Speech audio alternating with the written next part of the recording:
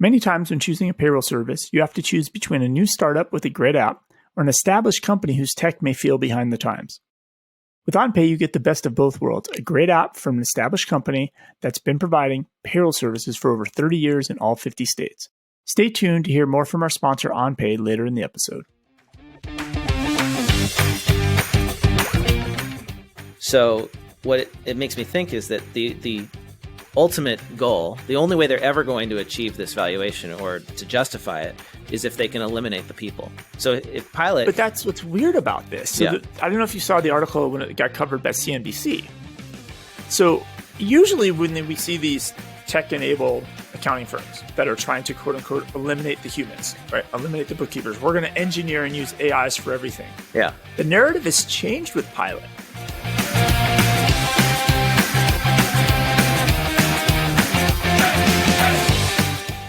Welcome to the Cloud Accounting Podcast. I'm Blake Oliver. And I'm David Leary. Well, here we are, end of March. End of March. Tax season's been pushed out. It has, but it doesn't feel that way for most tax pros because the actual stuff you have to do by April 15th for most clients still has to get done. You still got to calculate those estimated payments. That deadline didn't get delayed, and so that's why all these accounting associations are saying, "Hey, come on, IRS, you gotta delay this other stuff too. Otherwise, it doesn't help us out." So, mixed bag there. Almost better if they didn't extend it because then clients wouldn't be confused, and then people wouldn't, push things out till tomorrow, which I get. Yeah, it's easy to push things out. Did you see? Actually, we kind of half tried this yesterday, but as if we don't have enough inbound as it is, right? Anybody can just send you a LinkedIn message with a message, and everybody can send you a Facebook Live message and a Twitter message, and anybody could send you an email. Well, our good friends at Slack have now let people do the exact same thing. Right. Anybody can contact you or invite you to connect across any organization. Interesting. That was always one of the limitations of Slack, was that it was like within your own domain, your own organization. You couldn't communicate outside very easily. Which arguably was good, right? So you had this boundary a little bit. Right. Like, hey, that's the place for work conversations. When I'm done, I turn it off. Yeah. And so those who donors haven't seen this yet, they rolled out this week, Slack rolled out the ability to just invite somebody. So in my Slack, for example, at Slack at Melio, I could just invite Blake at wherever his work Slack is, and now we can chat with each other just like we could on WhatsApp or some other chat app. Right. But we're using Slack to do it. But I didn't know if you knew this, Blake. They actually rolled back they scaled back the rollout this week. Yep, I heard that. Because it started out in the same way LinkedIn, where people can choose to connect with you, but they can also just send you a message. Well, the way this was rolled out in Slack, the very first time you connect with me, Blake, you could just, if you had my email address, you could just basically send me a Slack message. And so they've rolled that back to where all you can do now is request to connect with me in Slack. Right. Before you send me a message. I don't know. I think this is the scariest, craziest, most insane thing. Well, I guess. I don't know. I don't think it's a big deal. People don't realize with Zoom, you can do the same thing. Any Zoom user, if they have the app open, you can send them an invite to connect and chat with them directly. You don't have to be on their domain. So if they both have Zoom open. Yeah. Interesting. Yeah. If you know the email address associated with their Zoom account, you can try to chat with them on Zoom. But Zoom chat is one of those things people just don't really use for some reason. I don't know why.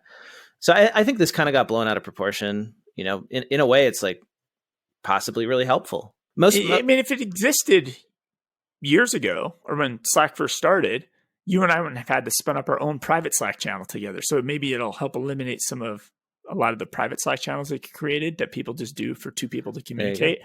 But at the same time, if all of these apps are just going to become basically an inbox, why not just use email?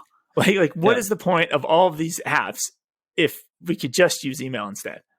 Well, and the thing is, I don't know how interested our listeners are actually in us talking about Slack, because I feel like most of our listeners are on Office 365 and they're using Teams, right, which doesn't have this feature. But then I saw this survey in CPA Trendlines saying that only 9% of firms are using IM or chat. Well, actually, it's 9% of firms are using it to contact clients and prospects or to talk with clients and prospects. So like this feature that we're talking about potentially could be used in that way. But most firms aren't using IM or chat to talk to clients and prospects. Do you want to hear some more stats from the survey? It's kind of interesting. Like what are we using to communicate with clients? 88% of firms are doing face-to-face meetings still. 64% use postal mail to communicate with clients and prospects. About half are using a web portal. A little less than half are using text messaging. 44% are using text messaging. And I thought that was interesting because, I'm all about meeting clients where they're at, using text, and that's a big number. But here's the one that shocks me. Only 37% are using virtual meetings like Zoom. So phone and email, still the dominant way that people are communicating with clients. Not doing the Zoom thing. Interesting, right? And 30% use social media. Do you think this is a result of accounting firms not adopting technology and not adopting these other communication methods? Or is it just because that's where their clients are at and they're just meeting their clients? I guess. Where they're at. Yeah, maybe it's just because that's what clients want to do. They want to chat on the phone but I just found it interesting that text messaging is more popular than virtual meetings. That to me is strange because we've been hearing about how Zoom is so big, but maybe it's not as big as we think. Well, I think nothing is as big as text messaging. I think you've said this back in the past, the amount of text messages that go out, and text messages are a little bit more asynchronous, which is nice. What do we want to talk about this week, David? Like, what's big on your plate? I could go through some of my stories here. I've got a lot of tax stories. Given this tax season, I'm always paying attention to that. And I have no tax stories, so that's okay. good. So there's all this stuff that's come out recently, and I guess this always happens during tax season because it's relevant or it's timely. It's all about how the IRS is failing to collect taxes from millionaires and billionaires. IRS audits of millionaires plunging because they're understaffed, failing to collect $2.4 billion in taxes from millionaires. And these stories have a populist bent to them. So they're kind of like a attack the top 1%. Get the man. Yeah. They play well in the press. Like basically the gist is that our system is set up in a way that it's very easy to evade taxes and not pay your taxes if you don't have employment income. So anyway, I've got stories about that. And then there's the big one about Pilot raising money from Jeff Bezos.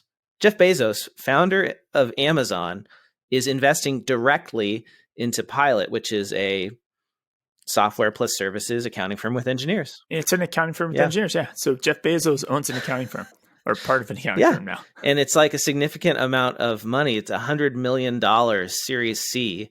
And I think it was already reported as 60. And then I guess I think they took 60 in January, and this is a new round. It's crazy. And they're valued at $1.2 billion. $1.2 billion. So I have many thoughts on that. Okay. What else? Xero is helping push people. So open banking, one part of the open banking standard that exists is that users have to reauthorize apps after 90 days. And so Xero's trying to push to help stop that. Requirement. And that sucks because that means that you have to get your client to reauthorize a bank feed. This is in the UK, right? Yeah. Every 90 days it disconnects and they have to reconnect it. That would suck if we had to do that here. Especially with the amount of banks and the amount of clients you have. Yeah. You'd be basically constantly doing this. So that's a little bit of a weird dance. India is requiring, if you're using accounting software, you have to have the audit trail turned on and you can't disable it.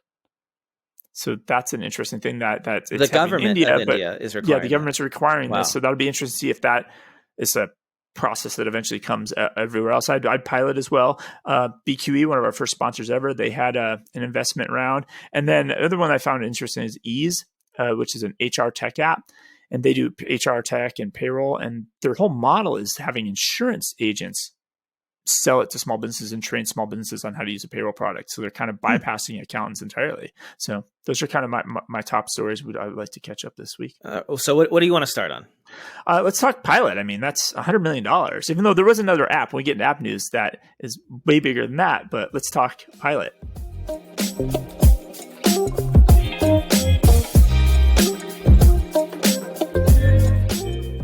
This episode of the Cloud Accounting Podcast is sponsored by Odoo. Do you have a client that has outgrown QuickBooks or Xero?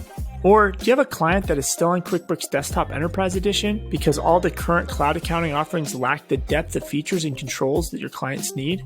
Or maybe you have a client with legacy desktop ERP system and they are ready to move to the cloud. Let me introduce you to Odoo. Odoo is a highly customizable cloud ERP system with everything your clients need, including dozens of built-in app modules and thousands of third-party apps. The accounting and invoicing modules are always free, so there's no reason not to give Odoo a try today. Head over to cloudaccountingpodcast.promo/Odoo. That is cloudaccountingpodcast.promo/ODOO.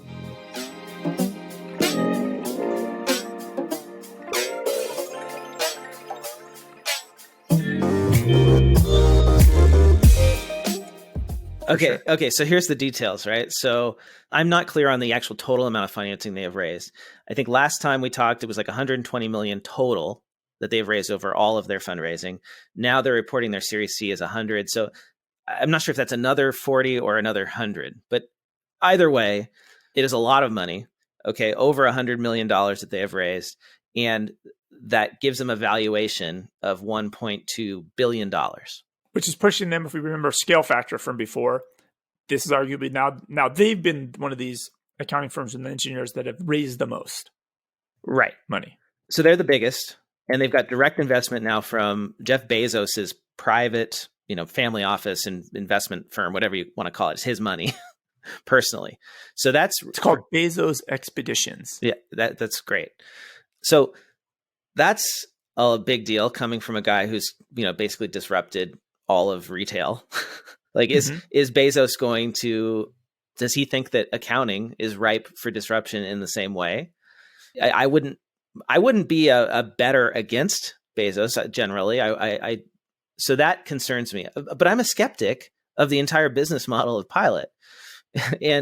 But before we get to that, let's just put this money in perspective, because a 1.2 billion valuation is a lot of money. Or it's a high valuation. And so what does that actually mean? Because everyone says, oh, they're a unicorn now because they've achieved $1 billion startup valuation. Well, let's put this in context of the accounting profession. So if you go to the Accounting Today top 100 firms list for 2020, and you look at the top accounting firms, you just start going down the list, you can see how much revenue they have. That's one of the ways, that's the primary way they are ranked in terms of size. Yep. And we all know that accounting firms are traditionally valued at 1 times their annual revenue. Very easy. Maybe it's a little higher than that. Maybe it's a little lower than that, but generally it's around 1x. So if you look at the top 10 accounting firms, CLA, which is number 8 on the list, has $1.145 billion in revenue in 2020. They've got 848 partners, 4,412 professionals, 120 offices. That's a pretty substantial business there, right? So you're saying, based on our historical ways we value accounting firms, now Pilot is a top 10 accounting firm based on the way we typically value the valuations we put on accounting firms. They are the number 8 accounting firm in the. I don't know based on valuation, not. I guarantee you, it's not revenue. They're probably not even the top 2,000 on revenue. Well, this is what's crazy about it, right? So they're valued as higher than the number 8 accounting firm, and right below BDO, by the way. Okay, so it goes Deloitte, PwC, EY, KPMG, RSM, Grant Thornton, BDO, now Pilot in terms of valuation. And like you said, in terms of revenue, how much revenue do you think Pilot has? I mean, I estimated that they had no more than 1,000 clients. I think we figured that out in February. Whenever we talked about them last, right? They kind of claimed how many they had, or they were about to approach 1,000 again, which is about the same size as Scale Factor. Now, I don't know how many clients they have, but yes, there was a statement from their founder in a press release or in a news article, actually, where they said that they had helped over 1,000 businesses since they started, which to me means that they've had over 1,000 clients. Now, they may not even have all those clients because there's churn. There's a lot of churn at this level of the market. We know this for a fact. So here's a business that has number of clients in the thousands, maybe. And I'm just going to ballpark it right around 1,000. And they're valued at the same as an accounting firm that has 4,412 professionals, over 5,000 people in the firm. Oh yeah, those firms at that level, they're running with 40,000 small business clients. So, that's kind of crazy to think about it that way. And I'm not sure what to think. Like, I mean, having run a online cloud-based bookkeeping practice and seen just how people intensive it is, even when you utilize technology, I just don't see how the margins are there to support this valuation, right? They're being valued like a software company, but they're a service business. They're an accounting firm. They're using a lot of tech. So what it makes me think is that the ultimate goal, the only way they're ever going to achieve this valuation or to justify it, is if they can eliminate the people. So if Pilot... But that's what's weird about this. So I don't know if you saw the article when it got covered by CNBC. So usually when we see these tech-enabled accounting firms that are trying to, quote unquote, eliminate the humans, right? Eliminate the bookkeepers. We're going to engineer and use AIs for everything. Yeah. The narrative has changed with Pilot, though, in this article. So and let's not minimize the significance of this article. Like, so Pilot made it into CNBC, and the headline of the article is Jeff Bezos backed accounting startup hits 1.2 billion valuation after new funding round. So like, this is cloud accounting hitting, homepage of CNBC. Yeah. It's beyond the cloud accounting podcast at this point. They should be calling us for some commentary. CNBC should. There we go. On this. So, but they referred Pilot's employees, mostly former accountants, are assigned to work with directly with small businesses. So they really talk about how human involved in this is. Right. And the founder talks about that it's quote unquote tech enabled, but Pilot itself is not a software company. We make money from subscription fees. So it's a human powered accounting firm that just has a subscription billing model, which is a lot of our listeners have that model. And then it goes on deeper in the article. It talks about, so this is the one of the investors, Index Ventures, their partner, Mark Goldberg. So he was an early investor in this. And he says that the narrative in Silicon Valley is very focused on using software to optimize for everything. But Pilot is taking the opposite approach by adding people back into the mix. So it's crazy because they have software valuations, but they're building a people business. Like none of the numbers add up. This is just like scale factor again. The numbers just don't make sense. Right. People don't scale. It's just so weird to me that this is happening. So how many clients would Pilot need to have to justify this valuation? So if you go to Pilot, what is it, pilot.com, and you look at what they charge for bookkeeping, their middle package, right? They've got the classic 3 tiers, starts at $5.99 a month. And their middle plan, though, goes anywhere from like, $8.50 a month to $11.50 a month. So let's just say $1,000 a month is kind of like their typical client. Did you have a couple startups on? So I think they have some funded startups. So they must be doing some bigger back office work for some bigger companies. Right. Which obviously is going to be way more than that. But even still at that level, because even I think like the accounting firms that are like in the top 200, like the 150th biggest accounting firm has somewhere between 10,000 to 12,000 small biz CAS clients. Right. And that is what I calculated Pilot would need to have to justify this valuation is generally to be $1 billion company, you need to have 100 million in revenue, annual revenue, right? And you multiply that by 10 because a lot of SaaS valuations are 10x. I mean, it could be more when the market's really frothy. It could be like 20 or 30 even, right? But you're going to get 10. So if to have 100 million in annual recurring revenue and you're charging $1,000 a month, let's just say it's like $10,000 a year with discounts or something, you would need 10,000 clients. And I don't think they have 1,000. That's my guess. So they got a long way to go. But then here's the thing. To justify the 10x valuation, they would need to have SaaS margins, software margins, which means margins of like 80% off of their, gross. So, and you just don't get that when you have an army of people working for you. It's much lower. Yeah, none of it makes any sense. Like I feel it's a scale factor all over again of just the numbers don't add up and don't make any sense.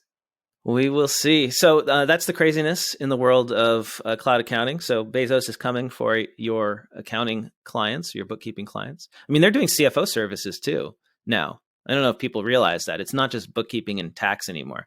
They have a whole product that's CFO services on their website.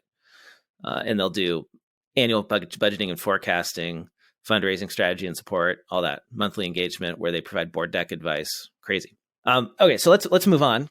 what are we going to talk about next? We got tax stuff. What else did we have? You had some software stuff. We can talk about that Xero thing.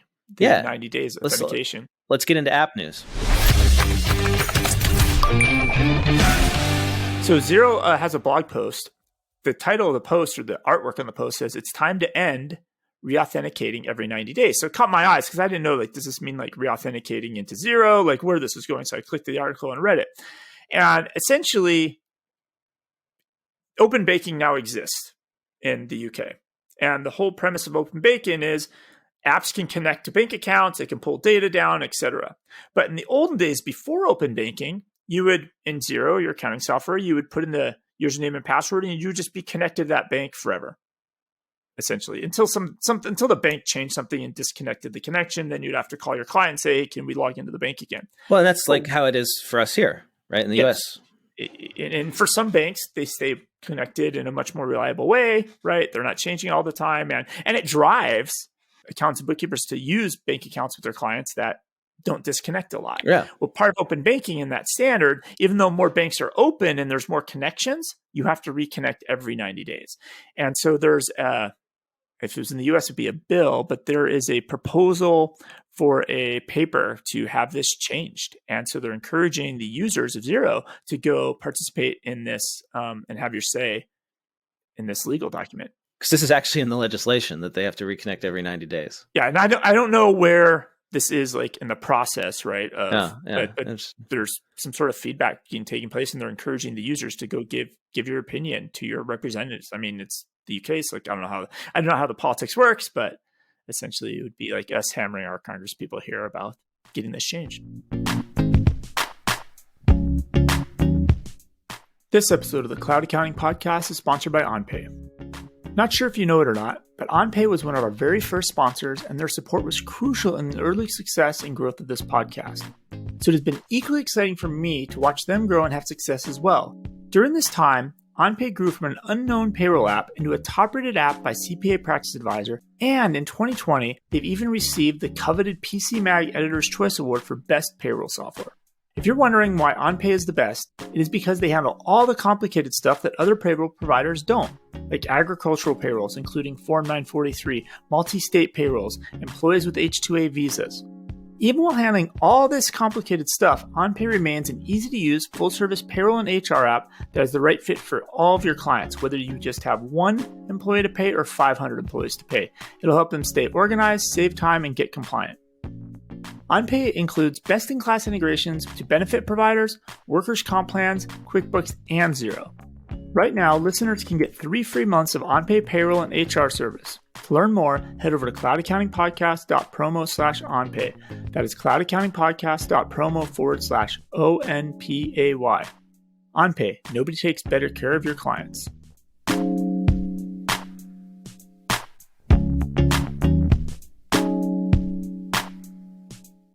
Well, I've got another Xero story. Xero has acquired Tickstar to drive adoption of e-invoicing globally. This was on the Xero blog. Tickstar is I think they're a Swedish company. Yes, Swedish. And they provide e-invoicing infrastructure and services to customers around the world. Now, our US listeners might be wondering, what is e-invoicing?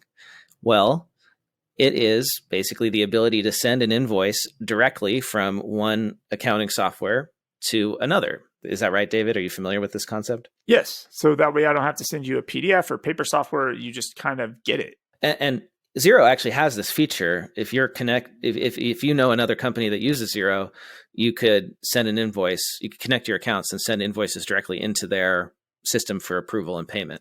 But very few people use this because you have to know that they're on Xero, and e-invoicing isn't going to grow unless there's some sort of like third-party connector, like a Zapier for e-invoicing or something. And that's what Tickstar is.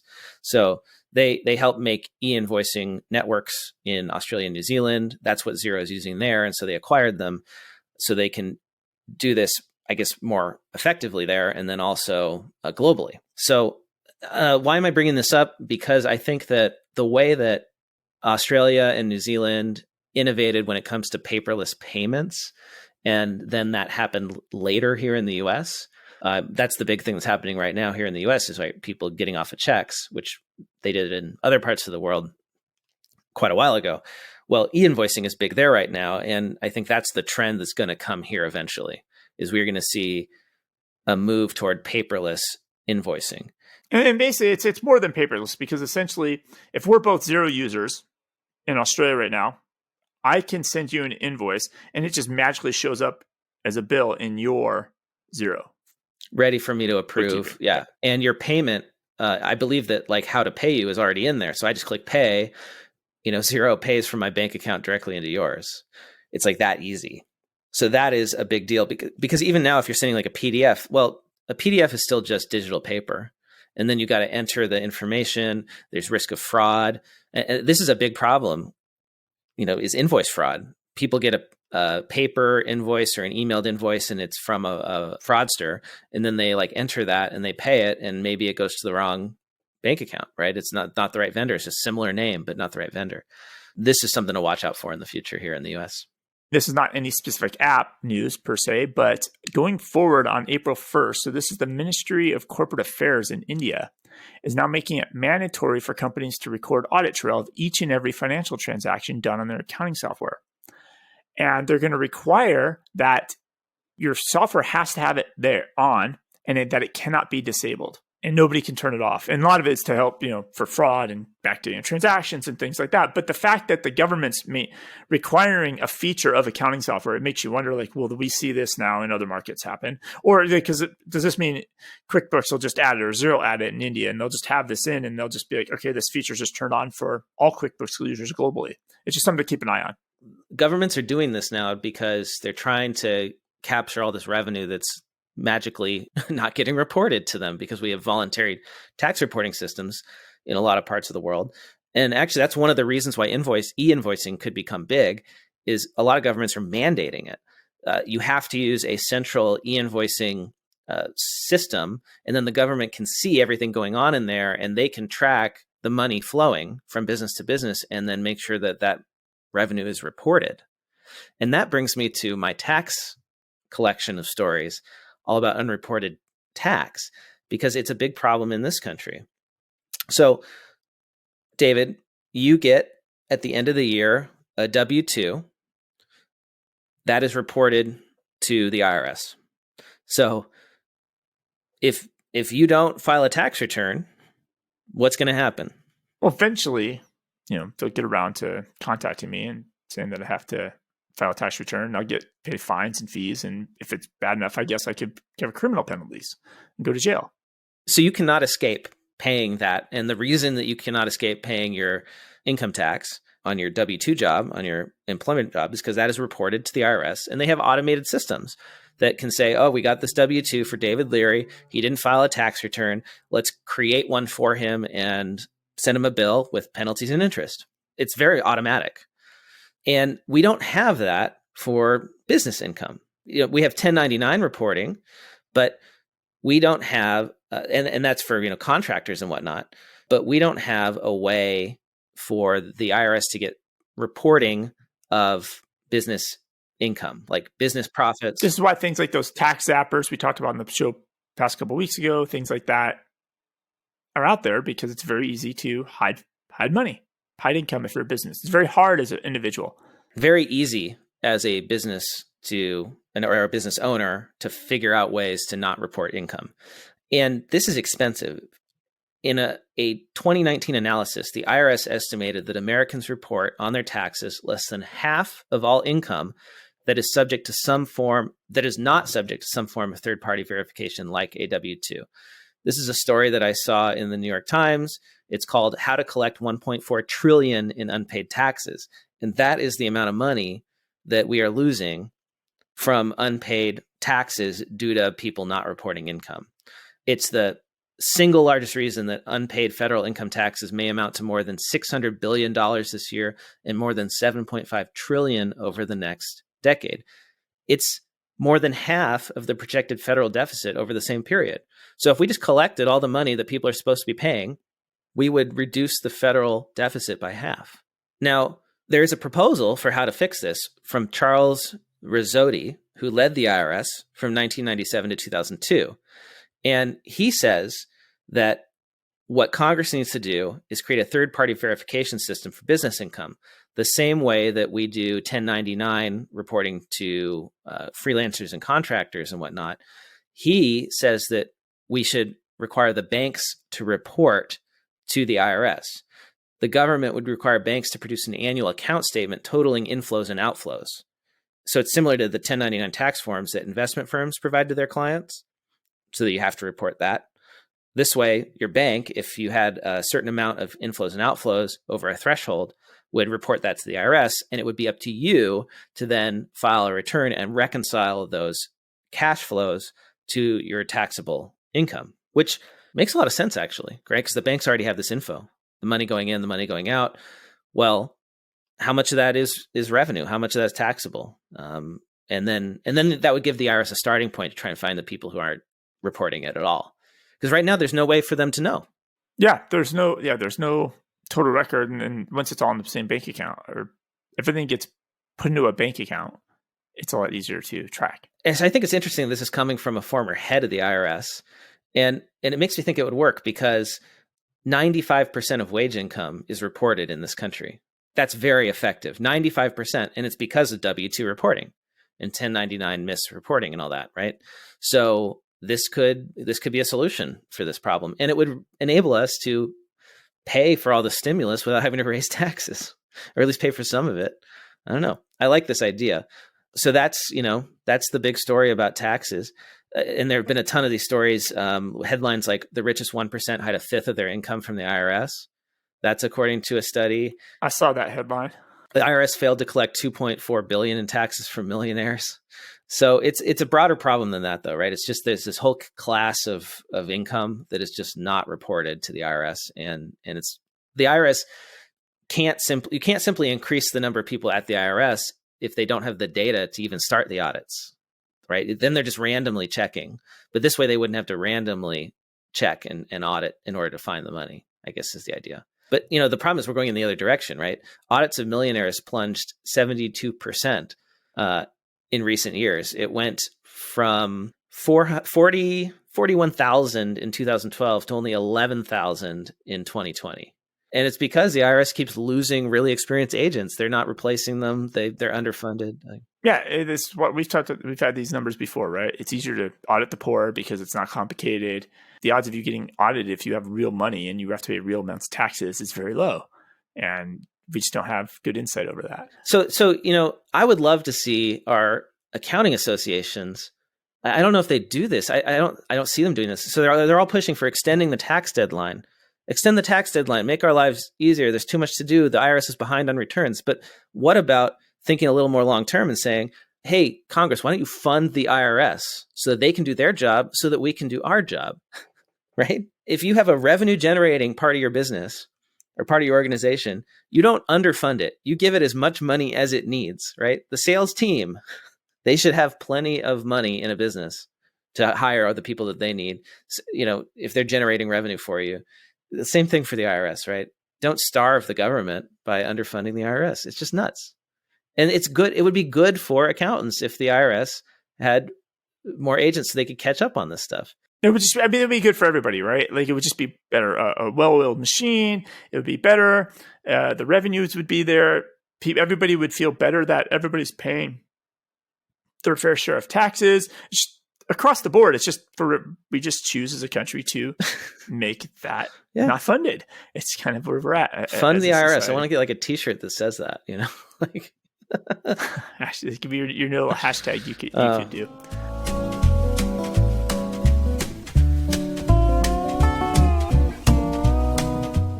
This episode of the Cloud Accounting Podcast is sponsored by Rewind. QuickBooks Online backups their platform, but not your client's files, leaving you exposed to failed imports, bad app integrations, or manual data entry errors that can corrupt your client's files that take you hours of work to manually restore it all, pretty much erasing all those great profit margins you have because you're using the cloud. Rewind automatically backs up your QuickBooks Online files and in a couple of clicks can restore your client's file to the way it was prior to any mishaps. As the leading cloud backup app trusted by over 80,000 organizations around the globe, Rewind has saved thousands of accounting professionals from mind-numbing manual data entry rework. To learn even more about Rewind and access a special offer just for listeners of the Cloud Accounting Podcast, head over to cloudaccountingpodcast.promo/rewind. That is cloudaccountingpodcast.promo/REWIND.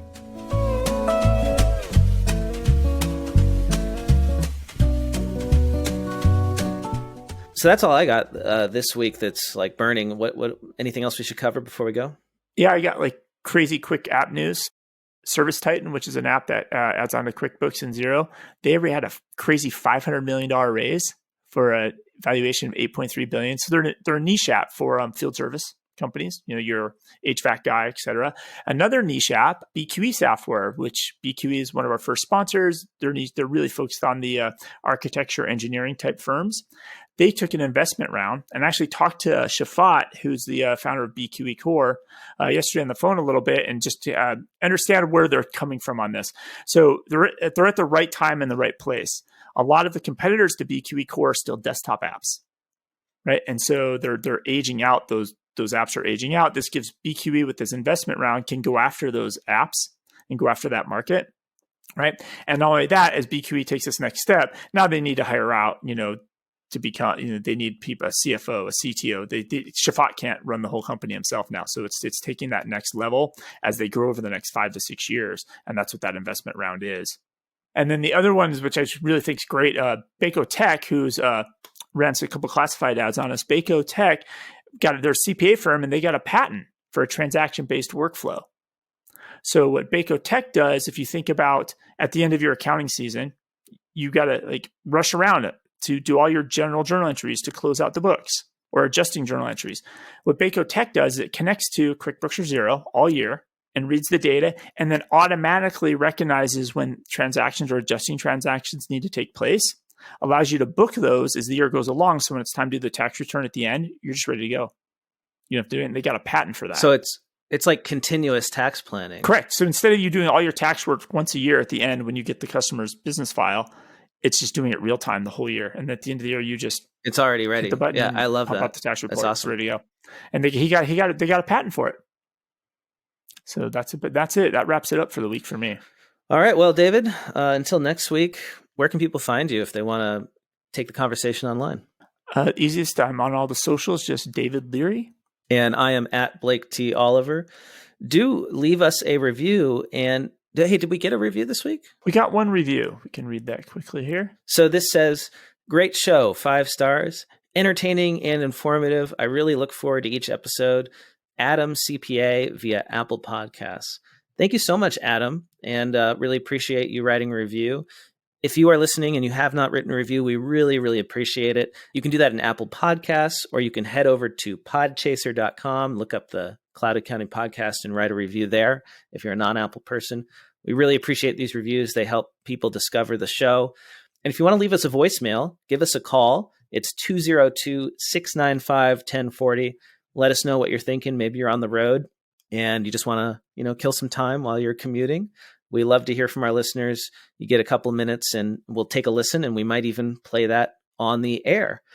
And last thing is, I just want to say I got some listener messages about value pricing and on alternatives to the QuickBooks ACH fees. We didn't get a chance to get to those this week, David, but I want to make sure that we hit that next week, because I know a lot of people are suffering from now having to suddenly pay a lot more in ACH fees. Maybe we can talk about solutions to that. I'm mid writing up an FAQ on how to do this in Melio for free. So people can look forward to that. We'll talk about the Melio solution and some others, to be fair, right? On the show. And then I had a question from Danny, who asked if I would be willing to share the metrics that I used in my firm to calculate prices for bookkeeping, payroll, bill pay, all that stuff. And I said to him, I would go and see if I could find my old pricing matrix that I had built. This was, I think we discussed this last week, right? Is the idea of using a pricing matrix in Excel. And I found it, and I have some insights there I want to share with you guys. We couldn't get to it this week, but it sounds like the perfect thing to put in your newsletter. People should subscribe to it. I would love if you would subscribe to my newsletter. It is at BlakeOliver.com. You can head there and put your email in, and you'll get my bi-monthly newsletter of news from this show and other stuff I find around the web. That's it, David. That's a wrap. Enjoy the rest of your day. Talk to you later. Bye. Bye.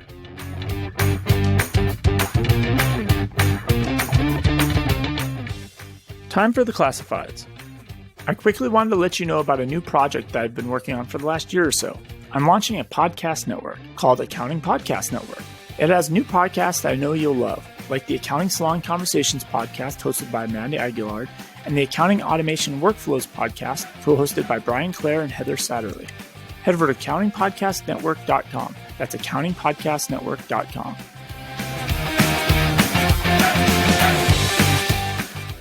With new tech coming out from around the world each day, how do you filter out the noise and find the best tech for your firm? Launch for Accountants is a tech discovery platform made for accounting firm owners. Here are just a few of the most popular launches from the month of January. A web-based tool for building narratives around your 10 key tapes, a PPP forgiveness utility, and a financial modeling platform that integrates with your entire cloud stack. To learn more, sign up for the weekly newsletter at launchfa.com. Looking to radically increase productivity as a QuickBooks Pro advisor? Instead of juggling a tech stack with your practice, you can now track and manage your workflow, communicate with clients, and manage files, all in one single powerful yet amazingly simple platform, Client Hub. When you leverage Client Hub's all-in-one platform that goes across your team and your clients, magic happens. Ready to start feeling that in your firm? Start your free trial at clienthub.app today. Use promo code CAP25 to receive 25% off your first 3 months.